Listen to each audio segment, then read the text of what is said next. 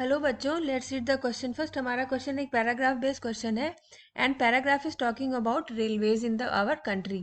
Railways हमेशा से हमारी कंट्री के ट्रांसपोर्टेशन के लिए इंपॉर्टेंट मोड रहे हैं, या चाहे वो फ्राइट या पैसेंजर किसी का भी ट्रांसपोर्टेशन हो। And railways are important for activities like business, sightseeing, pilgrimage, transportation of goods over long distances. And railways जो है हमारी कंट्री में मोर देन 150 ईयर से एक इंटीग्रेटिंग फोर्स की तरह काम कर रहा है। और railways equally important for the economic life of country as well as accelerating the development of industry or agriculture in the country.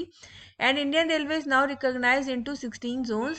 The distribution pattern of the railway network in the country is largely influenced by physiographic, economic and administrative factors.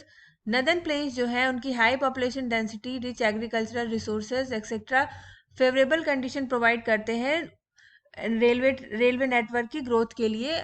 However, large number of rivers requiring construction of bridges across their wide beds pose some obstacles. In hilly terrains of peninsular region, railway tracks are laid through low hills, gaps of tunnels. So question है, which of the factors are responsible for distribution pattern of railways network in our country? Identify the correct option.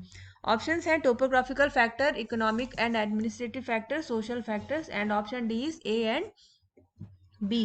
So railway network के distribution pattern के लिए economic, administrative and topographical factors जो हैं वो crucial role play करते हैं. Because northern plains में railways का मोस्टली कंसंट्रेशन है, because there vast level, high population density, rich agriculture resources, they provide favorable condition for the growth of railway network. And large number of rivers in the hilly terrains of the peninsular region, railway tracks are laid through hills, gaps or tunnels. And economic factors, state जो है always play a vital role in development of a railway network across the nation. And state with flexible law support the growth of railways.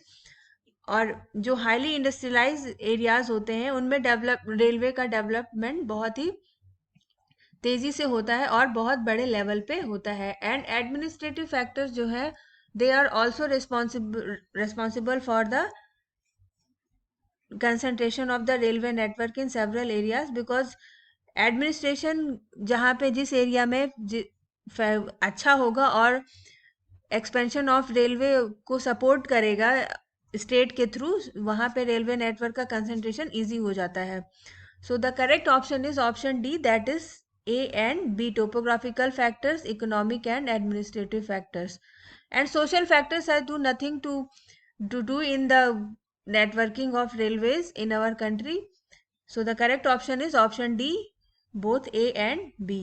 So I hope you understood the question very well. Thank you very much. Best of luck.